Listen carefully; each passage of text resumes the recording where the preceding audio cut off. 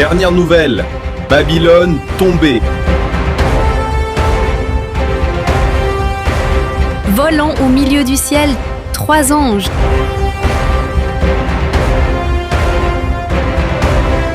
Les signes de la fin du monde. Jésus revient. Êtes-vous prêts?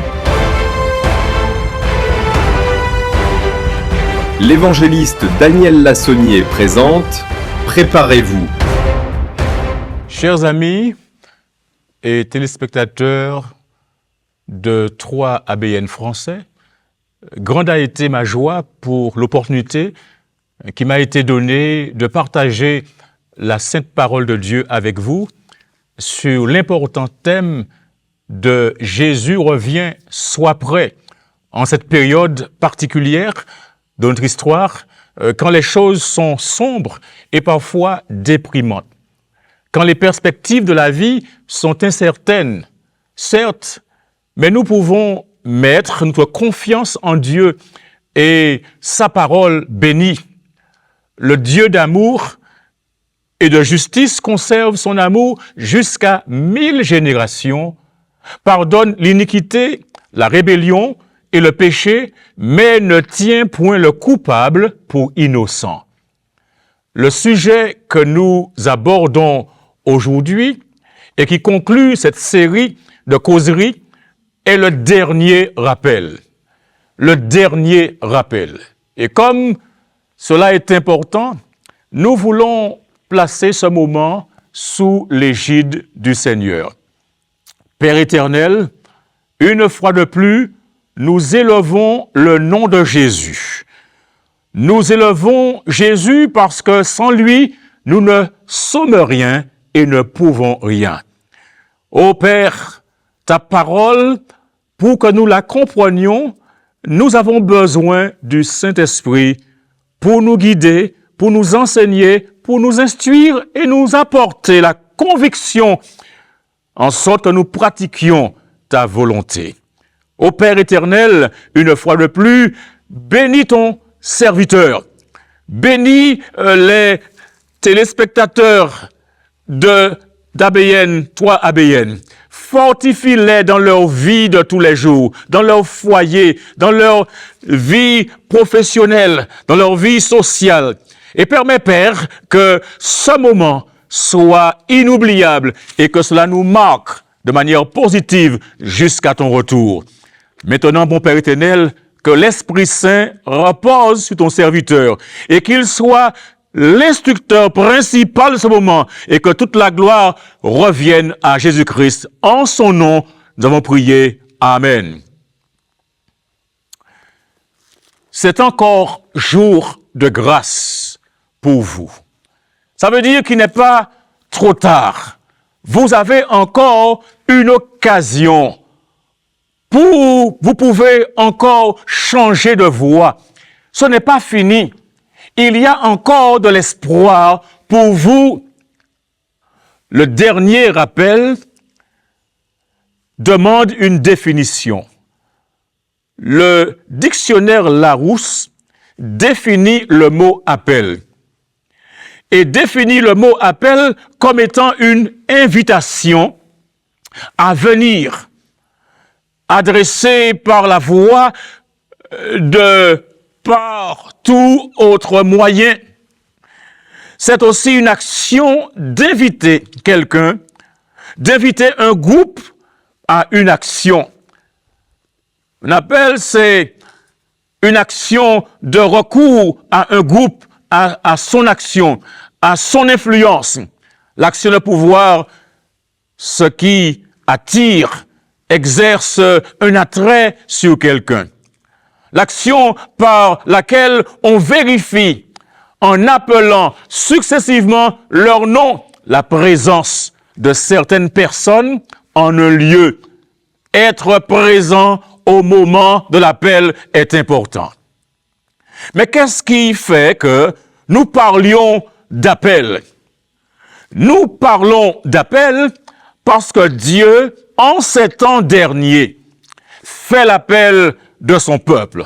Oui, il rassemble ses enfants Il dit au psaume 50, verset 5, « Rassemblez-moi mes fidèles, qui ont fait alliance avec moi par le sacrifice. » Dans Jean, chapitre 10, verset 16, la Bible dit, « J'ai encore d'autres brebis qui ne sont pas de cette bergerie. Celles-là, il faut que je les amène.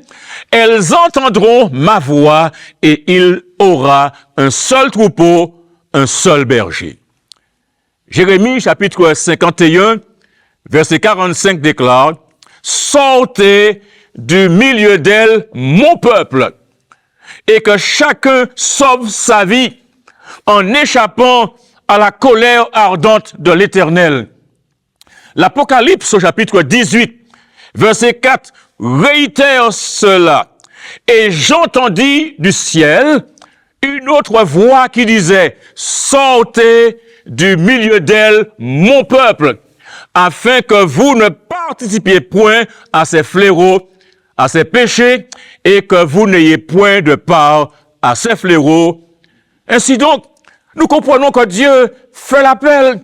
Il rassemble ses enfants. L'Apocalypse nous dit, au chapitre 7, verset 3, « Ne faites point de mal à la terre, ni à la mer, ni aux arbres, jusqu'à ce que nous ayons marqué du sceau le front des serviteurs de notre Dieu. » C'est encore jour de grâce. Mais qu'est-ce qui fait que nous parlions de la grâce? Qu'est-il arrivé pour qu'on ait eu besoin de la grâce? Genèse chapitre 3, à partir du verset 1, nous lisons que le serpent était le plus rusé de tous les animaux des champs que l'Éternel Dieu avait fait.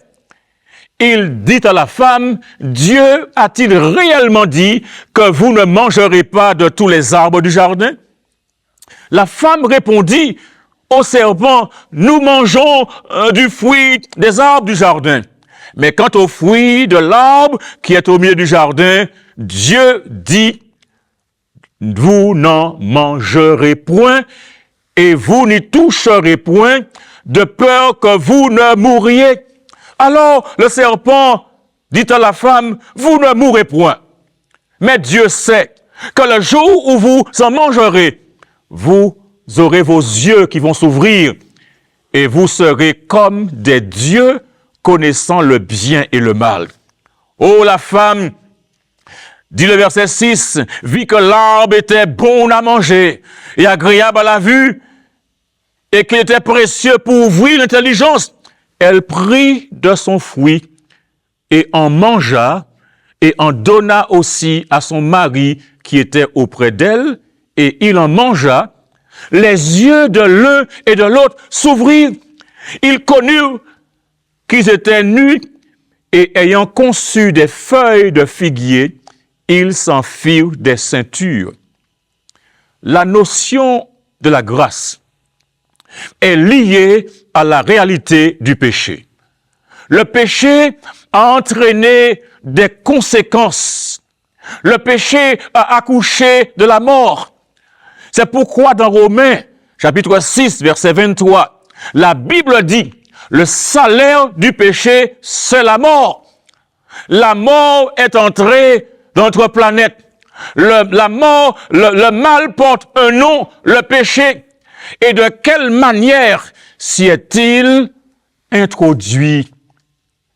Il s'y est introduit par la désobéissance.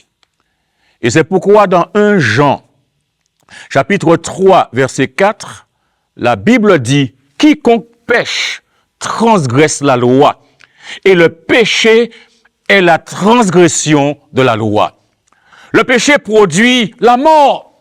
Le péché donc est mauvais, dangereux et contagieux. Romains chapitre 5, verset 12 déclare, « C'est pourquoi, comme par un seul homme, le péché est entré dans le monde, et par le péché, la mort, et qu'ainsi la mort s'est étendue sur tous les hommes, parce que tous ont péché. » Et Romains chapitre 3, Verset 23 nous dit, « Car tous ont péché et sont privés de la gloire de Dieu. » L'homme de ce fait est devenu un condamné à mort.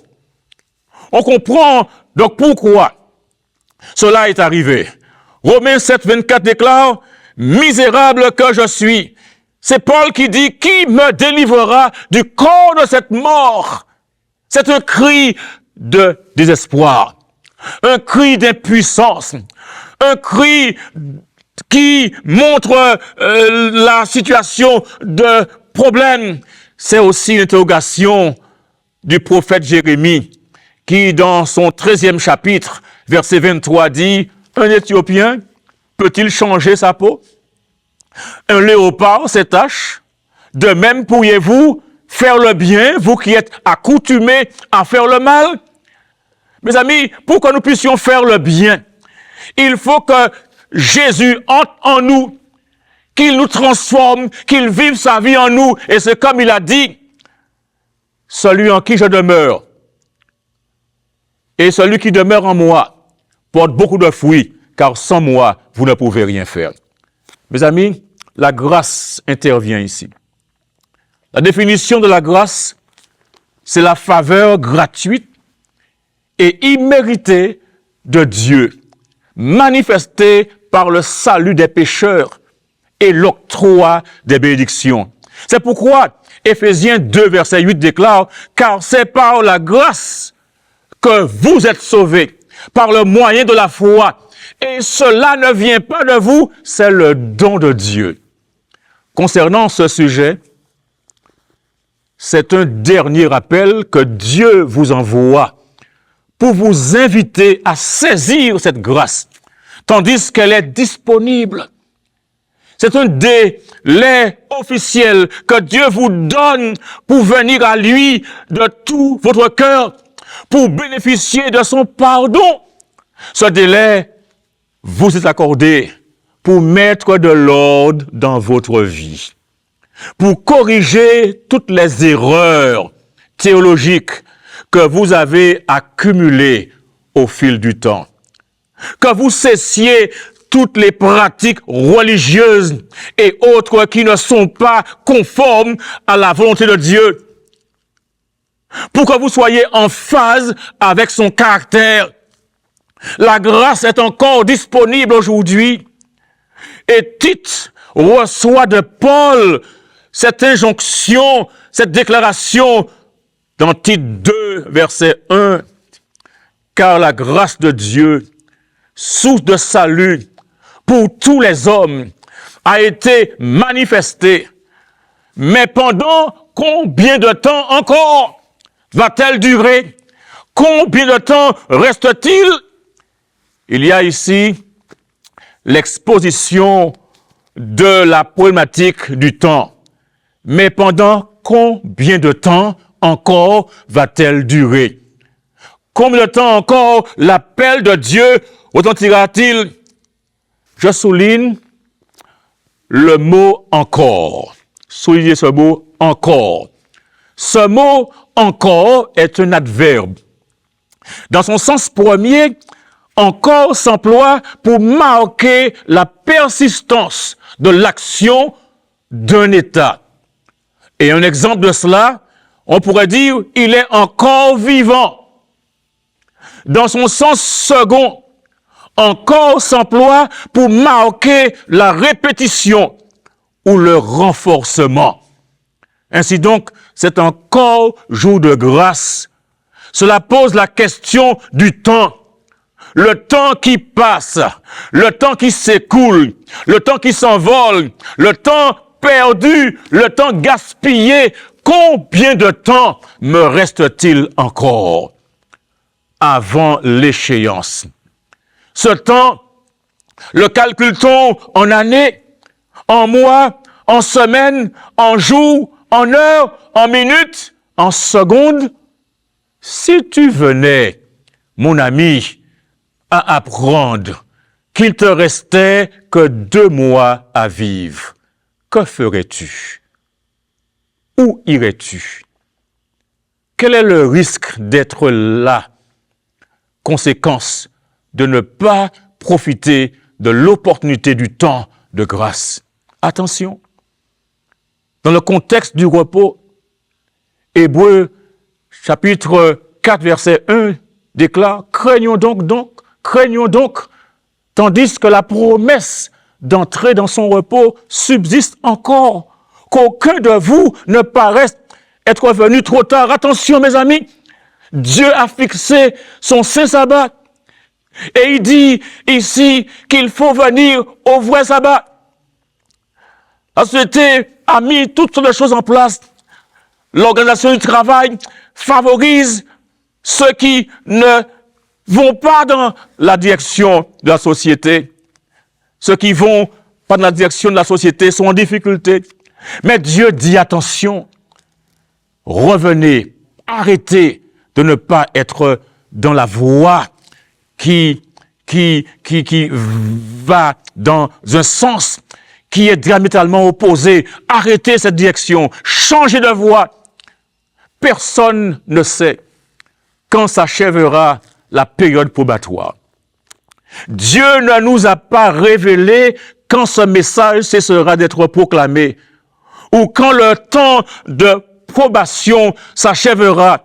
Les choses qui nous sont révélées, nous devons les accepter pour nous ou pour nos enfants, mais ne cherchons pas à savoir ce qui n'a pas été tenu, ce qui a été tenu secret dans les conseils du Tout-Puissant.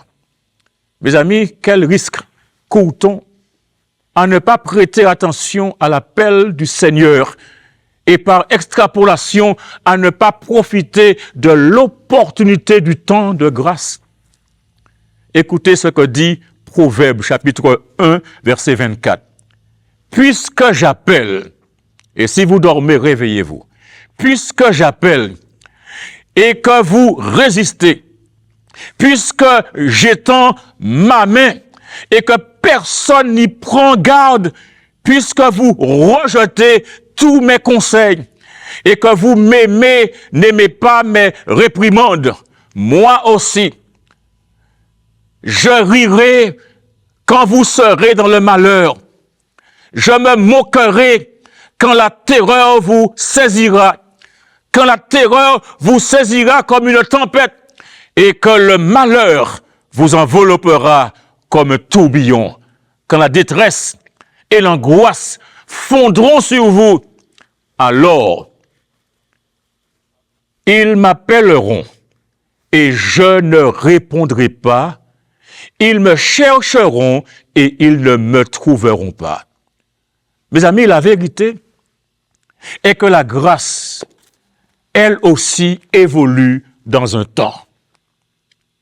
Le psaume 95, verset 7 déclare « Car il est notre Dieu et nous sommes le peuple de son pâturage, le troupeau que sa main conduit.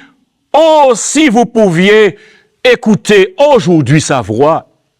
Mais combien de temps encore va-t-elle durer? » Hébreux 9, verset 27 déclare « Et comme il est réservé aux hommes de mourir une seule fois, après quoi vient le jugement. » Mais ne laissons pas les choses courir. Soyons prévoyants. Tel que Jérémie 8, verset 20 nous dit, « La moisson est passée, l'été est fini, et nous ne sommes pas sauvés. » Ça, c'est une catastrophe. Combien de temps reste-t-il? Je voudrais vous présenter l'estimation pronostique qui est importante. Pourquoi l'estimation pronostique est-elle importante? Elle est importante parce qu'elle permet de préparer la transition du patient des soins curatifs aux soins palliatifs. Elle permet de vérifier l'admissibilité du patient à des programmes ou à des ressources d'accompagnement de fin de vie. Elle permet aux patients ou au personnel soignant de prendre des décisions éclairées quant au traitement ou aux soins. Elle permet aux patients de prendre cette dernière disposition. Elle permet aux proches de vivre le plus harmonieusement possible la fin de la vie d'un être cher. Oh mes amis, ne jouez pas avec cela. Dieu vous donne l'occasion aujourd'hui de procéder à votre propre diagnostic. Je voudrais vous présenter quelques éléments tirés du Signe des temps d'avril 1890. Il est dit que la tempête approche et il s'agit de se mettre à l'abri par la repentance envers Dieu et la foi au Seigneur Jésus-Christ. Nous avons aussi une déclaration qui est présentée dans les signes des temps. Le Seigneur va se lever pour secouer la terre avec fureur. La fin est proche. Le temps de grâce est sur le point d'expirer. Cherchons Dieu tandis qu'il se trouve. Invoquons-le tandis qu'il est prêt. Oh mes amis, ceci nous incombe de prendre au sérieux ce message. La grâce est encore disponible. N'ayons pas vécu en vain. La vie aujourd'hui n'est pas la seule chose. Dieu, dans son amour, il propose une vie meilleure. Aujourd'hui, on n'a pas le bonheur. Aujourd'hui, les choses ne sont pas roses.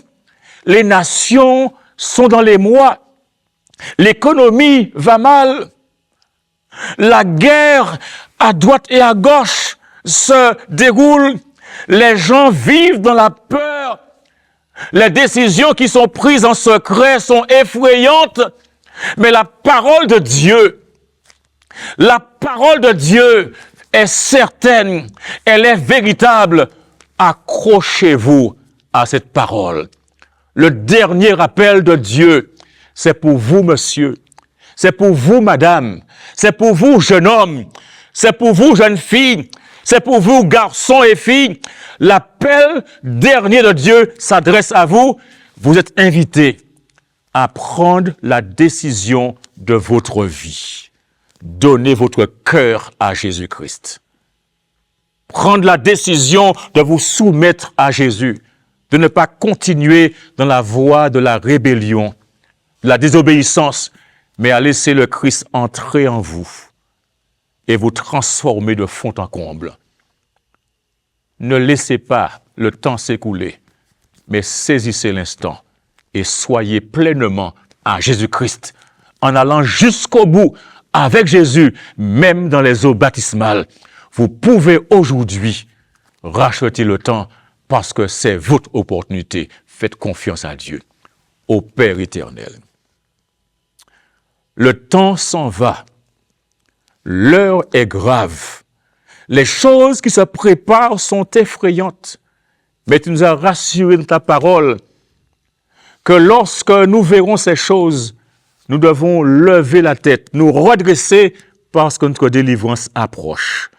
Il y a tant de personnes qui te cherchent, qui luttent, qui ont besoin d'une transformation, qui ont besoin de miracles dans leur vie, qui ont besoin de guérison physique, mentale et spirituelle, qui ont besoin de retrouver leur tranquillité. Elles sont malmenées, soit par de mauvais esprits, soit par des voisins difficiles, soit par des collègues de travail qui sont jaloux. Il y en a tant de personnes, Seigneur, qui sont dans la tristesse, tant de foyers, tant d'épaves, Seigneur, tant de situations de désespoir. Viens dans la vie de tes enfants. Transforme les familles. Permets que ta parole leur parvienne et qu'en Jésus-Christ, ils trouvent le repos, ils trouvent la tranquillité, ils trouvent la délivrance, ils trouvent, Seigneur, la paix, ils trouvent le salut. qu'ils se réconcilient, que le pardon soit exercé et qu'un nouveau départ soit pris, un départ avec Jésus-Christ, et que cela culmine jusque dans la vie éternelle. Alors que les signes des temps s'accomplissent, alors que le retour de Jésus se fait de plus en plus pressant, alors que les choses se précisent de plus en plus, permets à tes enfants, à chacun entendant ce message, de ne pas renvoyer à plus tard ce qu'ils doivent faire aujourd'hui, mais qu'aujourd'hui, ils saisissent l'instant, qu'ils soient prêts, parce que personne ne sait le moment de sa mort. On peut être jeune et mourir, on peut être un garçon et mourir, et on voit toutes ces catastrophes, toutes ces choses qui se réalisent autour, et la peur envahit la société. Mais tu nous as dit, ne craignez rien, ne craignez rien, ne crains rien. Je suis ton Dieu. Ne promène pas des regards inquiets, car je suis ton Dieu. Je viens à ton secours. Je te soutiens de ma droite triomphante. Ô Père éternel, bénis tes enfants, fortifie-les et accomplis un miracle en leur faveur. Je t'ai prié et je te remercie et je t'aime et te fais confiance dans le nom de Jésus et pour ta gloire éternelle. Amen.